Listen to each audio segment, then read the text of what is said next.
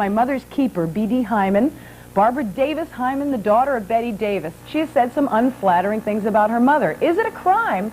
Well, I don't really think I've committed a crime. I mean, if some people feel that way, that's certainly their privilege. Hollywood's golden age was filled with glamour, but behind that shine were families shaped by pressure, obsession, and silent wounds.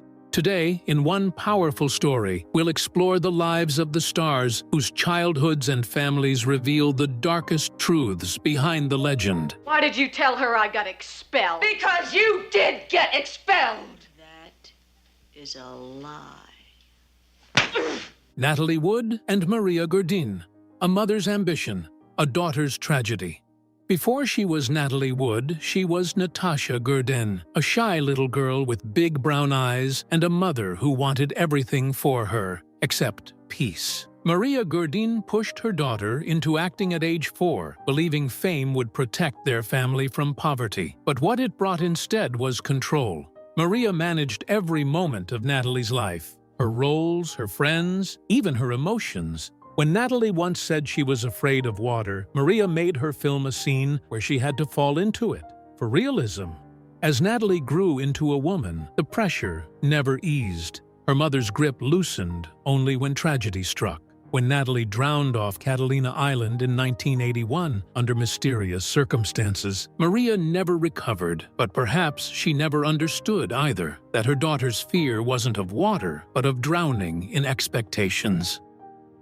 Joan Crawford, Mommy Dearest. In the 1940s, Joan Crawford was the queen of Hollywood perfection, immaculate, poised, and fiercely driven. But inside her Beverly Hills mansion, her daughter Christina lived in a different world. There were no soft goodnights, no bedtime kisses, only rules, fear, and a rage that could erupt over something as small as a wire hanger. Christina later wrote that her childhood was a performance in terror. Crawford, obsessed with control and public image, demanded absolute obedience. When the cameras turned off, she became a tyrant, scrubbing floors in gowns, punishing her children for minor mistakes, and turning motherhood into a stage for her frustrations. When Mommy Dearest was released in 1978, it shocked audiences, not only for its brutality, but for what it revealed: that Hollywood's most glamorous mother had been her child's worst nightmare. Crawford denied everything, of course. She died with her legacy intact in the public eye, but her children carried the truth. Jean Harlow, the child star pushed by an ambitious mother. Before she was the platinum blonde, Jean Harlow was Harleyan Carpenter, a shy, gentle girl from Kansas City, raised by a mother who refused to give up her own Hollywood dreams. Her mother, Jeanne Bello, had once wanted to be a star herself. When that failed, she made her daughter live the dream for her. From the moment young Harleyan caught attention for her beauty, her mother took control of her name, her career, and her life. By her early 20s, Jean was already an icon, adored by millions, but completely owned by her mother. Reporters saw glamour, insiders saw exhaustion. Jean was sick, lonely, and trapped by contracts and manipulation. Even in her final days, when her kidneys failed at only 26, her mother wouldn't allow a doctor to come, fearing it might harm her daughter's image. Hollywood mourned a legend, but those who knew her mourned a girl who was never allowed to grow up, a daughter sacrificed to her mother's ambition. Bing Crosby, the crooner with a heavy hand. To the world, Bing Crosby was the voice of Christmas, warm, soothing, and timeless. His songs comforted millions during war and depression. But at home, his sons described a life of strict discipline and emotional coldness. Gary Crosby, the eldest, revealed that behind the gentle smile was a man who used belts and fists to enforce respect. In interviews, Gary said he was a tyrant with a heart of ice. Crosby demanded perfection, good grades, clean manners, and no tears. He told his boys that showing emotion was weakness. In the shadow of such cruelty, 2 of Bing's sons would later take their own lives. The man who brought joy to millions left heartbreak inside his own home, proof that fame cannot teach tenderness. Shirley Temple, the girl who lost her childhood to a smile. Before there was Disney magic, there was Shirley Temple, the dimpled, dancing child who carried America through the Great Depression.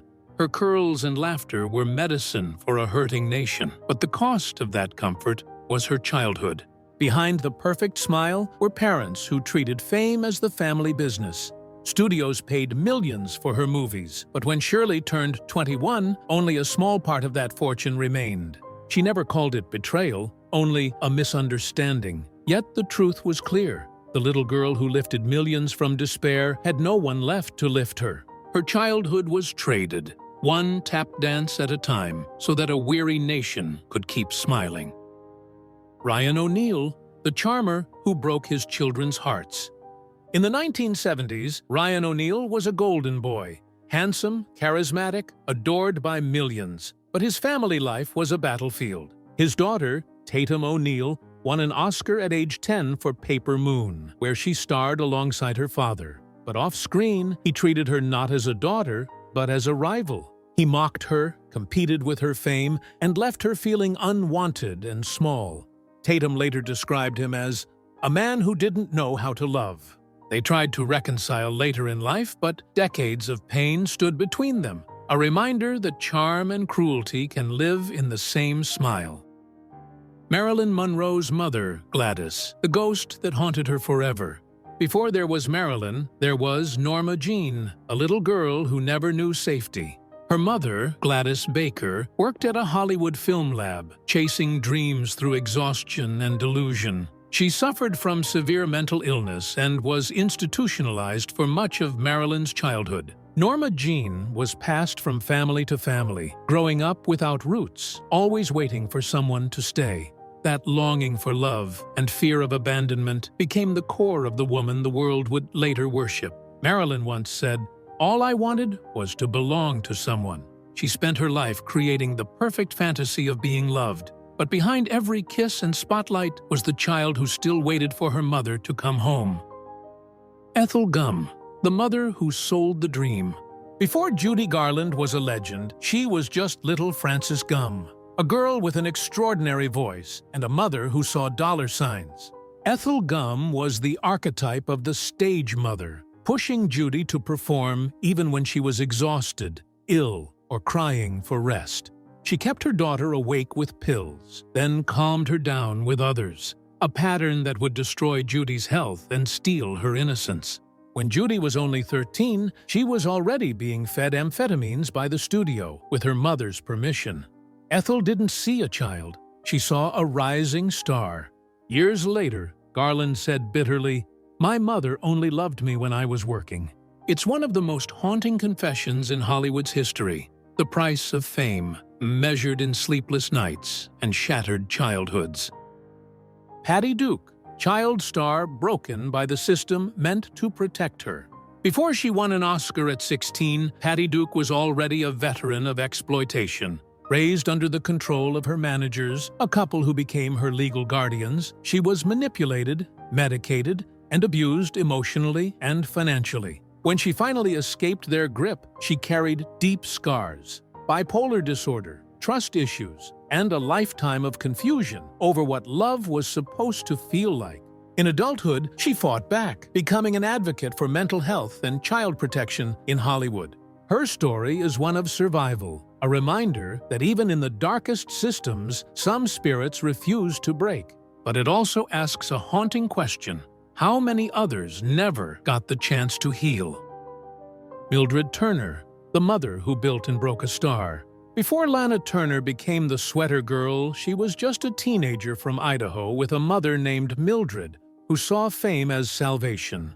Mildred was a single mother in the Great Depression, scraping by on dreams and grit. When Lana's beauty caught attention, her mother saw an escape, not for Lana, but for both of them.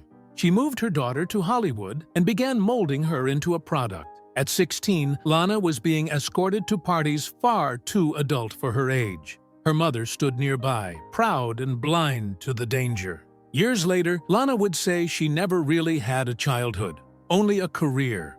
Her mother's ambition turned her into an object before she knew who she was.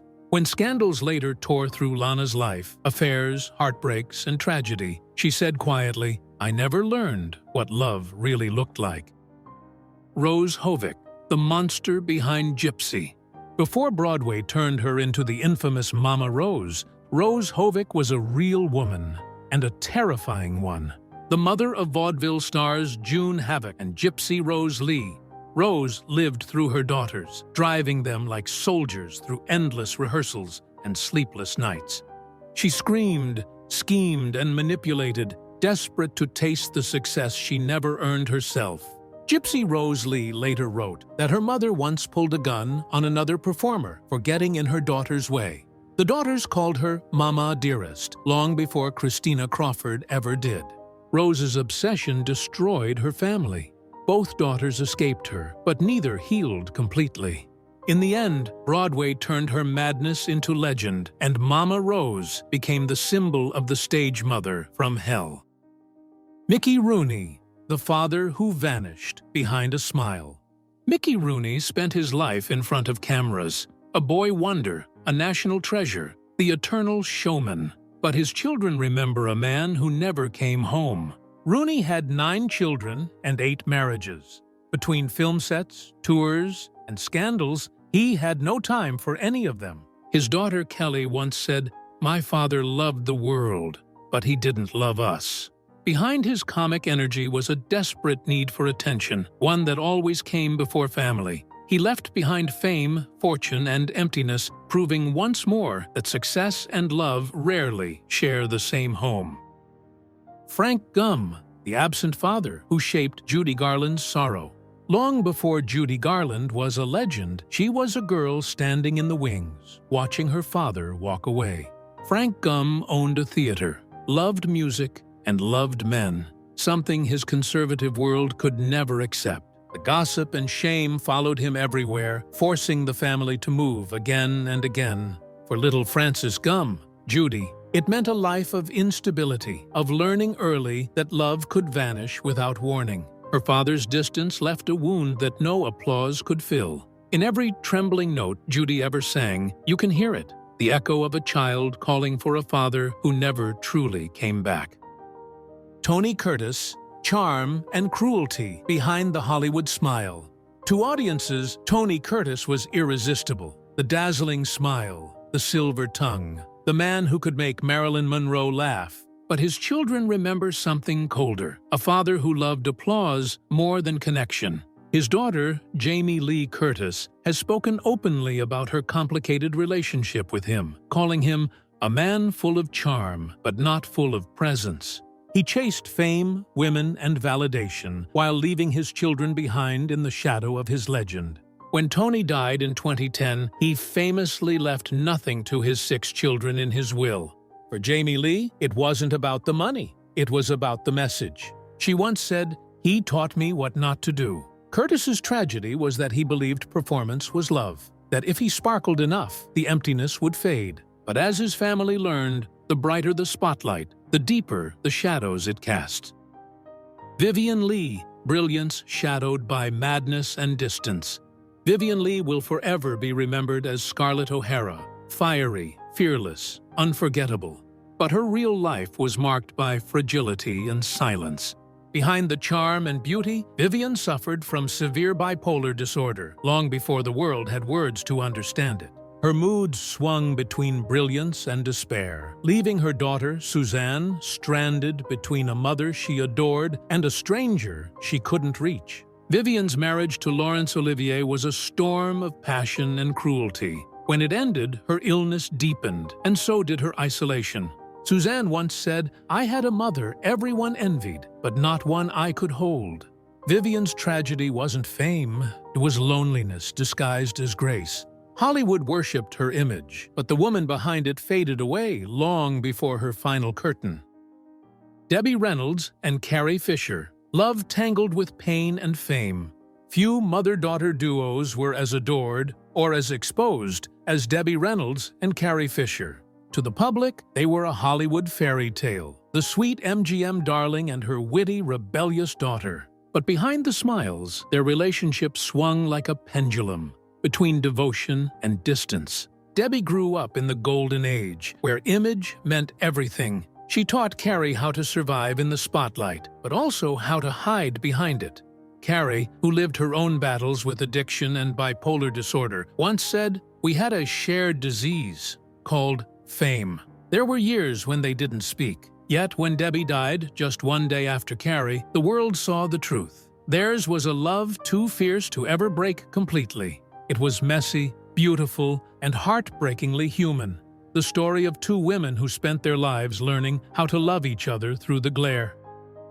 Anthony Perkins, the ghost father. To the public, Anthony Perkins will forever be Norman Bates, lonely, repressed, broken. But those who knew him knew he wasn't just playing a role, he was living one. Perkins' father, Osgood Perkins, was a Broadway actor who died when Anthony was just 5. Yet even in life, Osgood had been emotionally absent, a man who treated his son as a burden, not a joy. Anthony grew up surrounded by silence and distance, and that void shaped him into the quiet, anxious man Hollywood later exploited. When he became a father himself, he repeated the pattern: secretive, fearful, emotionally unreachable. His sons have said that they barely knew him, even while he was alive.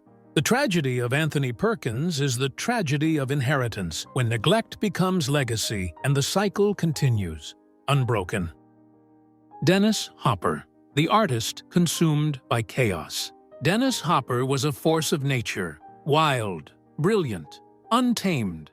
On screen, he was magnetic, but off-screen, he was a storm that no one could stand too close to for long.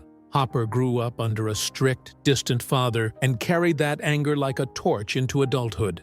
Drugs, rage, genius, all collided inside him. His marriages crumbled, his children feared his moods, and his temper could turn love into ashes in minutes. His daughter Marin once said, "He loved us the way he loved art, fiercely, destructively, and never gently." By the end of his life, Hopper softened, finally sober and trying to make peace. But the damage had already been written in his children's memories, proof that brilliance without balance burns everything it touches. Errol Flynn, the rogue who mocked his own blood. Errol Flynn lived the fantasy of every 1940s moviegoer, a dashing adventurer, a laughing rebel. But behind that charisma was cruelty disguised as charm. His daughter Deirdre described him as distant and sarcastic, a man who found pleasure in belittling others, even his own children. He joked about their looks, their weight, their intelligence. If they cried, he laughed. His son Sean Flynn followed in his father's footsteps as an actor and adventurer, but he vanished in Cambodia while covering the Vietnam War. Errol never lived to see it, yet his legacy of emotional neglect lingered like a curse.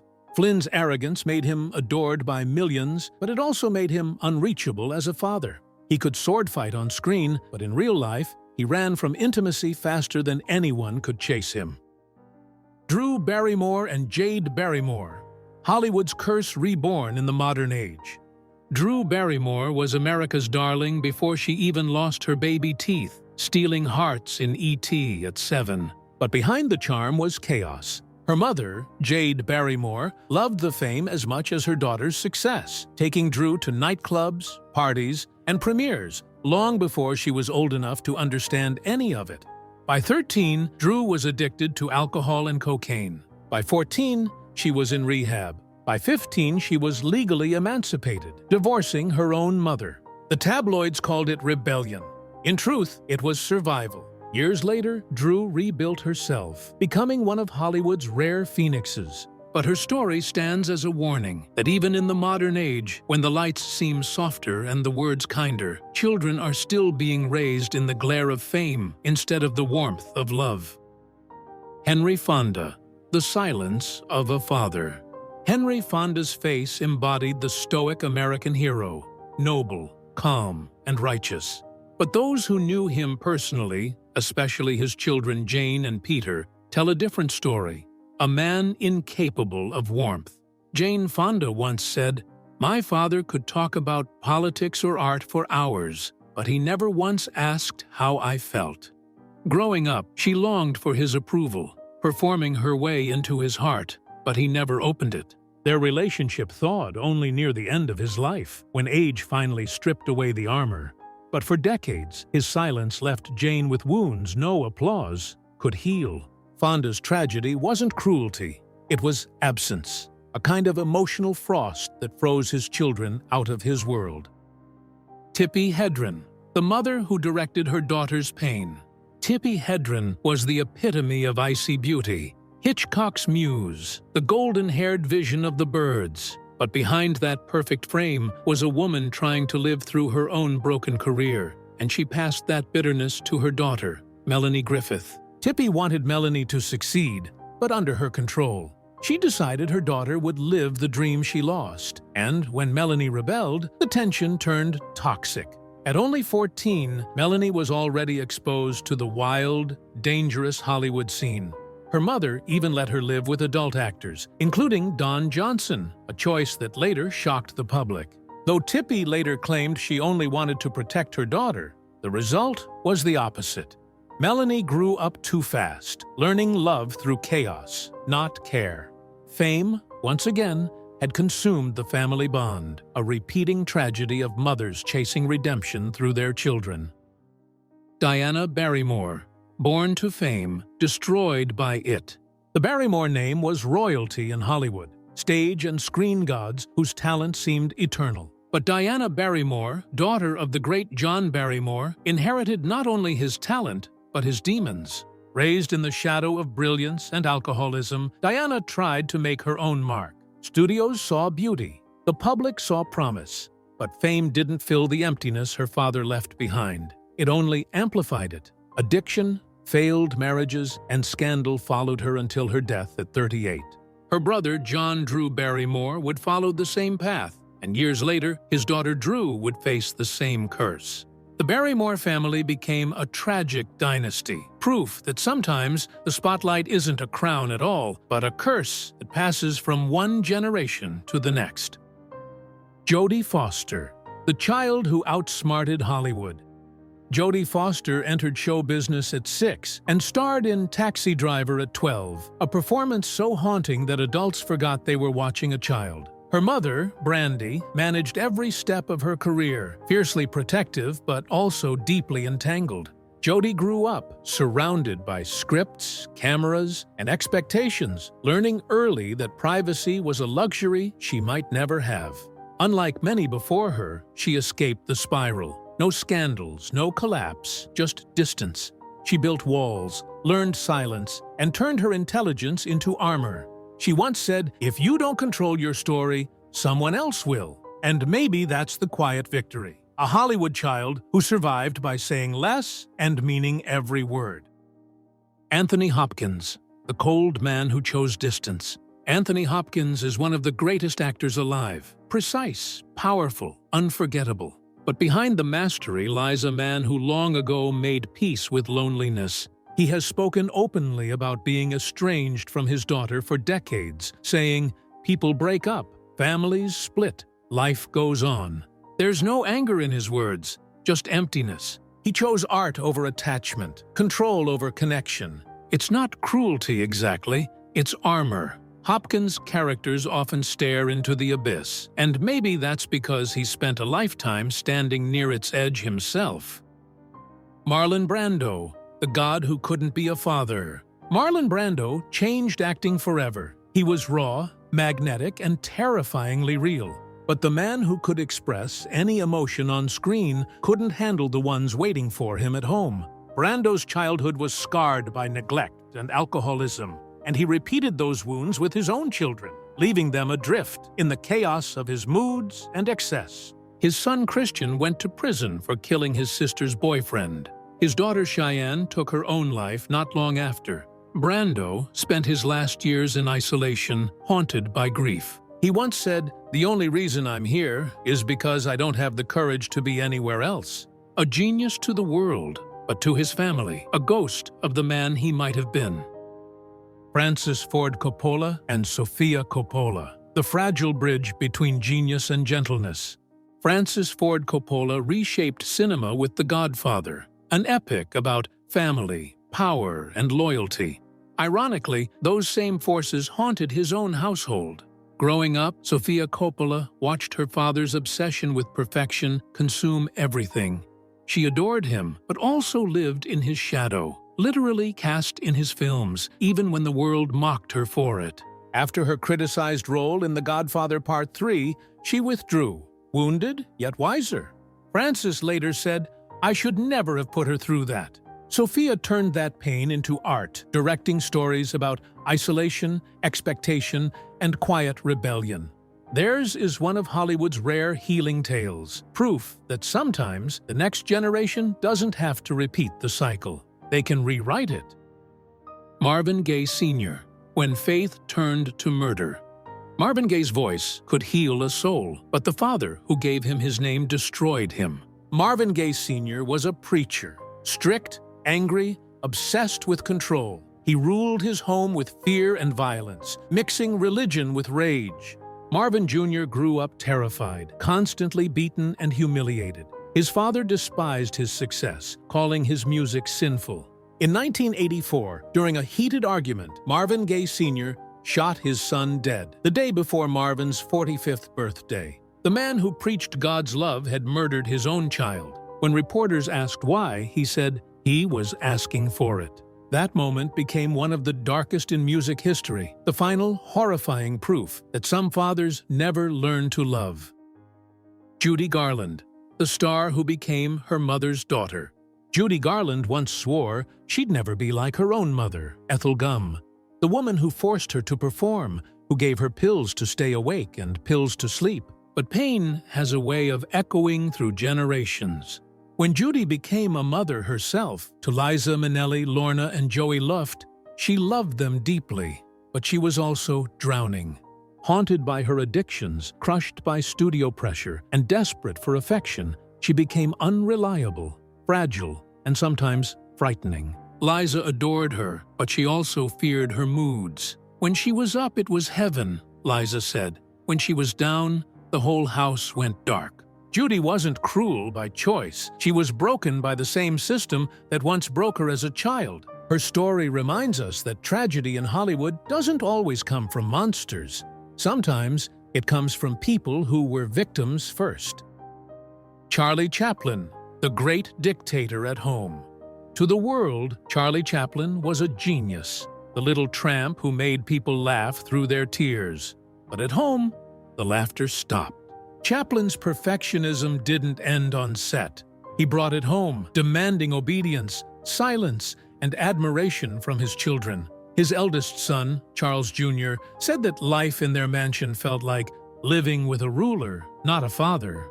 He controlled every detail, what they read, how they spoke, who they saw. His temper, when challenged, could freeze a room. Some of his children adored him. Others feared him. All of them carried the weight of being raised by a legend too large to love them simply. In one interview, his son said quietly, "He belonged to the world, not to us." That sentence captures the tragedy of Chaplin's home, a place where the greatest comedian alive couldn't make his children smile. Peter Sellers, Love as a Weapon. Peter Sellers could make anyone laugh, except the people he loved. His genius came with paranoia, insecurity, and violent mood swings. He saw relationships as performances, not partnerships. His daughter Victoria recalled how he'd turn on her in an instant, accusing her of betrayal, then apologizing in tears moments later. He craved adoration, and when he didn't get it, he punished those closest to him. In his final years, Sellers tried to make peace, but his body gave out before his mind could. His children have spent decades trying to separate the man from the myth, a task almost impossible when love and pain come from the same person. Peter Sellers shows us how brilliance without empathy can turn genius into cruelty. Bette Davis, the legend accused by her own daughter. Bette Davis built her empire through fire. Sharp-tongued, brilliant, unbreakable, she was the woman no man could silence, the actress who demanded respect in a man's world. But power on screen didn't make her gentle at home. In 1985, her daughter Barbara B.D. Hyman published My Mother's Keeper, a book that painted Bette as domineering, emotionally abusive, and obsessed with control. Bette was devastated, her reputation torn apart not by a rival but by her own child. The truth, as always, is complicated. Those who worked with Bette remembered her as passionate, perfectionist, sometimes cruel, but also deeply lonely. Her daughter saw a mother who loved conditionally, who turned affection into performance. In one interview, Bette said quietly, "A mother is only as happy as her least happy child." For her, that meant a lifetime of guilt and misunderstanding. A woman who conquered Hollywood but could never win at home. Loretta Young and Clark Gable. The secret that stole a childhood. This story is one of Hollywood's darkest, not because of violence, but because of silence. In 1935, during the filming of The Call of the Wild, Loretta Young became pregnant by her co-star Clark Gable. Both were married to other people. A scandal like that could destroy careers, so the studio and Loretta's family conspired to hide the pregnancy. She disappeared for months, adopted her own baby later, and raised her daughter Judy Lewis as if she were not her real child. Judy grew up sensing the lie. Her father's dimpled chin, her mother's distance, the unspoken truth in every photograph. She didn't learn who her parents truly were until she was an adult. "My whole life," Judy once said, "I was the secret that shouldn't have existed." That's what Hollywood did to family. It turned a little girl's birth into a scandal to be erased. Charlie Sheen and Martin Sheen. Fame's inheritance of addiction and rebellion. Martin Sheen built his career on integrity, the calm voice, the moral compass, the man America trusted on screen. But his own home was a battlefield between love and chaos. His son Charlie inherited his father's talent and his demons. While Martin sought meaning in faith and purpose, Charlie found escape in excess. Drugs, scandals, and public breakdowns turned his fame into spectacle. Yet through it all, Martin refused to abandon him. He once said, "There's no way to be a perfect father, but there's a million ways to try." Their bond remains scarred but unbroken, a portrait of two men standing on opposite sides of the same addiction. One fighting it from within, the other from without. Fame may have divided them, but love, even in its most battered form, still tried to find a way through. Joe Jackson, turning children into a business. For the world, Joe Jackson was the father of the Jackson Five, the man who discovered Michael. For his children, he was the reason they feared coming home. He trained his sons like soldiers, waking them in the night to rehearse until they collapsed. A missed note meant a beating. A wrong move brought insults. Michael once said that his father stood over him with a belt while he sang.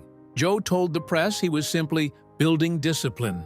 But discipline without love becomes abuse. Even when his children became global icons, they still trembled when he called. Michael spent his adult life trying to forgive him. Yet, his songs, his loneliness, his endless search for childhood spoke louder than any words. Joe Jackson's ambition made legends, but it destroyed the peace of every soul it touched. Sean Connery, the cold man behind the 007 mask. To millions, Sean Connery was the ultimate man, confident, charming, indestructible. But to his son Jason, he was a wall that could not be climbed. Connery's fame consumed him. He demanded perfection and distance, believing discipline was the same as love.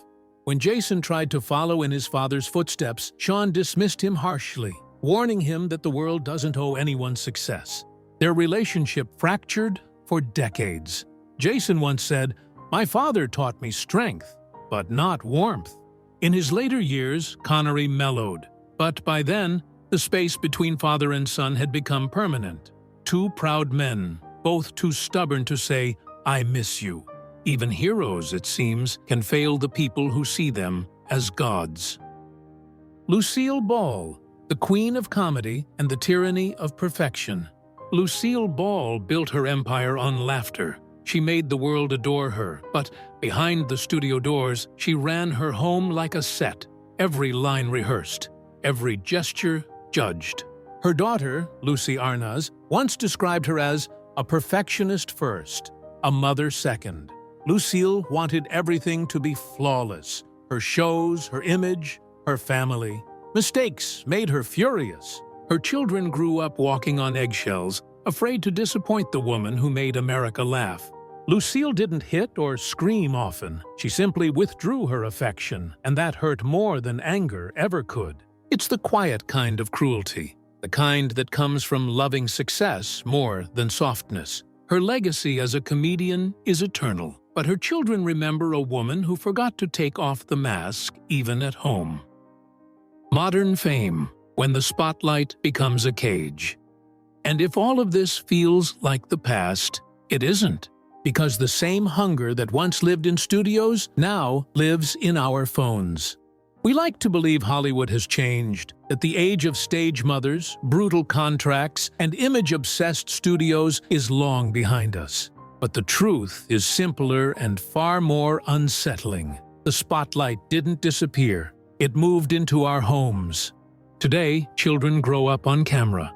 Their first steps, their meltdowns, their fears, their private moments, all turned into content for millions of strangers.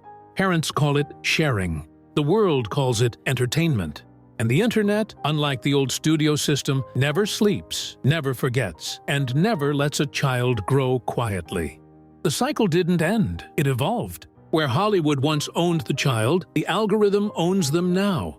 There are no contracts, no producers, no studio gates, only screens.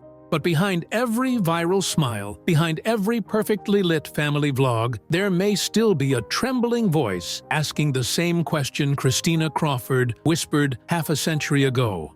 Why wasn't I enough? Because fame, in any era, under any mask, always hungers for something. And it always takes first from those who can't yet say no. Thanks for being here. The faces of Hollywood may change, but its lessons remain. If you'd like to hear more hidden histories, you're always welcome back.